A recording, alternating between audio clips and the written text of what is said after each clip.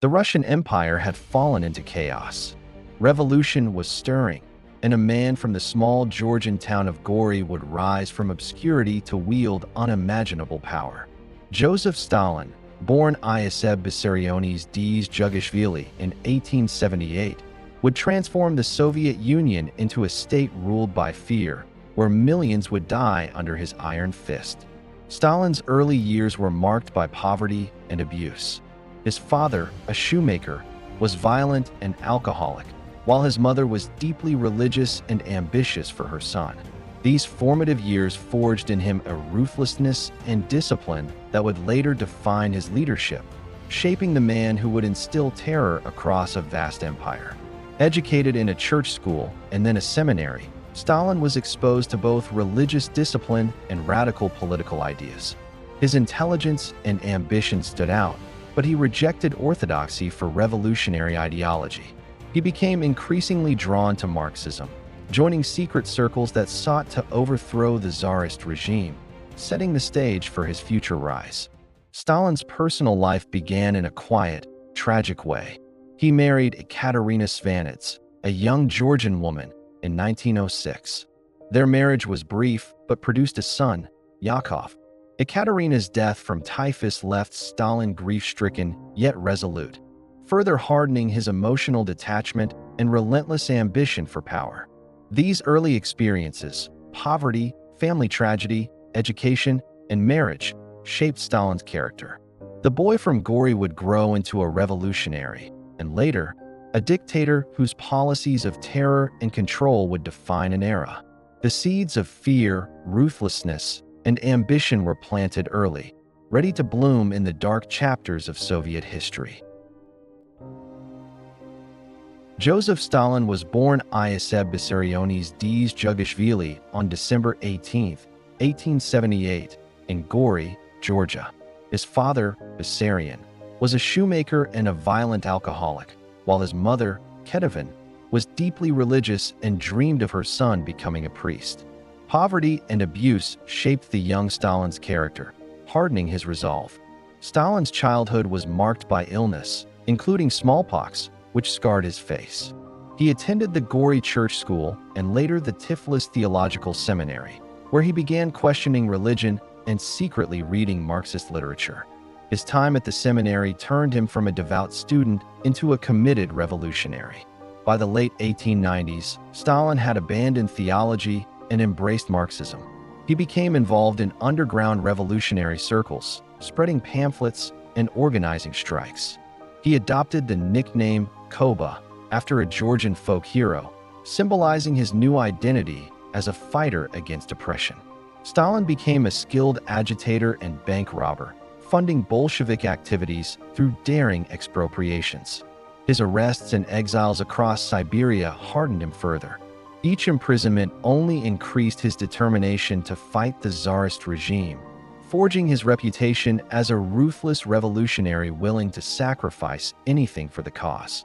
In 1906, Stalin married Ekaterina Kato Svanets, a seamstress who brought brief happiness into his turbulent life.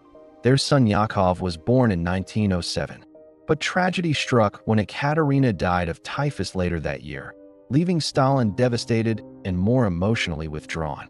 Stalin's relationship with Yakov was distant and harsh. Yakov later joined the Red Army but was captured by the Germans during World War II and died in captivity after an alleged suicide attempt. Stalin refused a prisoner exchange, showing the cold detachment that defined much of his personal life. In 1919, Stalin married Nadezhda Alalieva, his second wife. She was intelligent, politically active, and much younger. Their marriage, however, became strained as Stalin's paranoia and cruelty grew. They had 2 children, Vasily and Svetlana, who would each face their own struggles under Stalin's shadow. In 1932, Nadezhda died by suicide after a heated argument with Stalin, reportedly shooting herself with a pistol. Her death devastated the family, but also seemed to harden Stalin's cruelty. From this point, his reign became even more ruthless, with purges and terror escalating dramatically. Vasily grew into a troubled alcoholic and a reckless officer in the Soviet Air Force, eventually disgraced. Svetlana, his only daughter, adored him as a child but later turned against him, defecting to the West in 1967 and writing a memoir condemning his rule. Stalin's personal tragedies and strained relationships shaped the man who would rule the Soviet Union. Loss, isolation, and distrust molded him into a leader who valued power and control above all else, setting the stage for the merciless dictatorship that followed. The Bolsheviks seized power in October 1917, and Stalin positioned himself as a loyal executor of Lenin's orders. While others fought for ideological purity, Stalin built networks of power. As commissar for nationalities, Stalin faced uprisings in the Caucasus, Ukraine, and Central Asia. He crushed them ruthlessly, setting the tone for his future rule. His ability to deliver order, through brutality if necessary, impressed Lenin, who promoted him to General Secretary of the Communist Party in 1922. This seemingly bureaucratic role became the key to his power. By controlling party membership, Stalin filled every post with loyalists. Lenin's health began to fail, and before his death, he wrote a testament, warning of Stalin's growing power and dangerous temper. The testament could have ended Stalin's career, but he used political maneuvering to suppress its publication.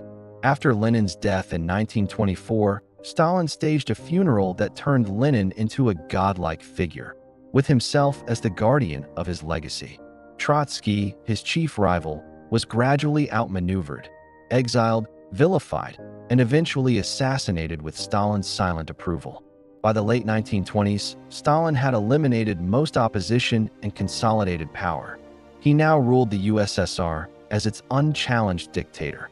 But absolute power would demand absolute terror, and Stalin was ready to unleash it. By the end of the 1920s, Stalin's control was near total. He launched a radical plan to transform the USSR from a peasant nation into an industrial powerhouse, the 5-year plans. Collectivization forced millions of farmers onto state-run farms. Those who resisted were branded kulaks, enemies of the state, and deported or executed. Grain requisitioning left villages starving. The state prioritized industrial growth over human life. Yet the factories roared to life. Gigantic steel plants, dams, and railways were built at a staggering human cost. Accidents, overwork, and starvation claimed millions. Stalin cultivated a cult of personality, presenting himself as the father of nations, wise, infallible, and beloved. Every city displayed his portraits. Every speech praised his genius. To question him was to risk imprisonment or death.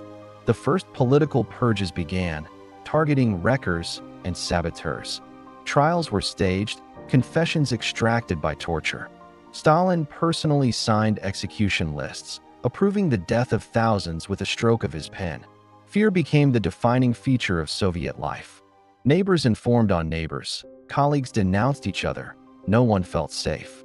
Stalin's grip on the Soviet Union was now unbreakable, but the real storm of blood was still to come.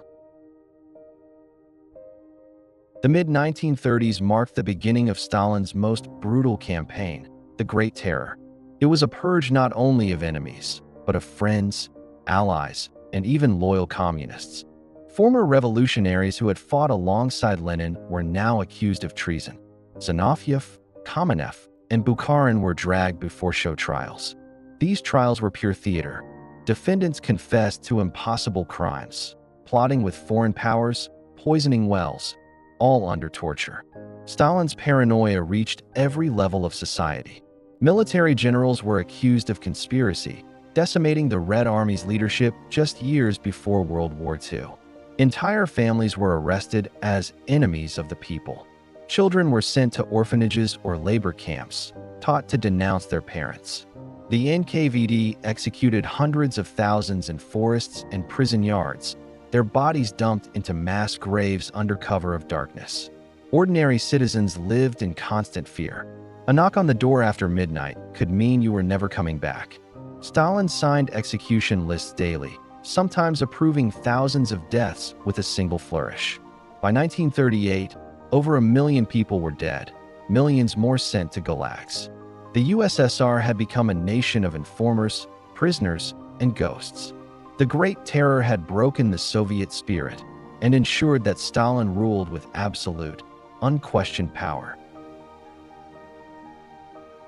The Gulag, a vast network of prison camps, became Stalin's hidden empire. Stretching from the Arctic tundra to Siberian forests, it devoured millions of souls. Anyone could be sent there: peasants, poets, professors, soldiers, guilty or innocent, it made no difference. The journey was its own torture. Prisoners were crammed into freezing boxcars for weeks, many dying before they ever reached the camps. Upon arrival, they faced starvation rations, brutal labor, and endless interrogations meant to break their spirit. Work never stopped. Prisoners built railways, dug canals, mined gold, and cut timber in temperatures that could drop to -40 degrees. Disease was rampant. Dysentery, scurvy, and frostbite killed as many as the guards' bullets. To survive, prisoners formed secret brotherhoods, shared scraps of bread, and told stories to keep hope alive. Escape was nearly impossible. Those who tried faced wolves, starvation, or a bullet in the back. The Gulag was not just a prison. It was a tool of control, erasing entire classes of people and forcing obedience through terror. Millions would pass through the Gulag system during Stalin's reign, many never to return. Their suffering remains one of history's darkest chapters. In 1932, Stalin turned his gaze to Ukraine. He demanded impossible grain quotas, stripping the countryside of food to feed his 5-year plans. When peasants resisted, Stalin sealed the borders, forbidding them from leaving and preventing aid from reaching them. The result was catastrophic, a famine so great that entire villages starved to death. This was no accident. It was engineered terror. Mothers searched fields for stray grains, boiling grass and tree bark to feed their children. By 1933, corpses lay unburied in the streets. Cannibalism was reported as people fought to stay alive another day. Soviet officials denied the famine, continuing to export grain abroad to prove the success of collectivization. Those who spoke of the famine risked execution or imprisonment. Even mentioning hunger was considered an act of sabotage. Foreign journalists who tried to report the truth were silenced or expelled, leaving the outside world blind to the horror. Historians estimate that between 3 to 5 million people died in Ukraine alone during this famine. The Holodomor was not just a tragedy. It was a weapon, a deliberate attempt to break Ukrainian resistance and crush their spirit forever. In August 1939, Stalin shocked the world by signing a non-aggression pact with Nazi Germany. Secret protocols carved up Eastern Europe between Hitler and Stalin. When Hitler invaded Poland, the Red Army moved in from the east, seizing territory without firing a shot. Stalin believed he had bought peace, but on June 22, 1941, Hitler betrayed him, launching Operation Barbarossa, the largest invasion in history. Stalin was paralyzed for days, retreating into silence as the Wehrmacht tore across Soviet territory, capturing millions of prisoners. Entire cities were annihilated. Kiev, Smolensk, and Minsk fell, leaving behind mass graves and smoking ruins. But as German troops neared Moscow, Stalin recovered. He stayed in the city, rallying his people with fiery speeches and ruthless orders. Not one step back.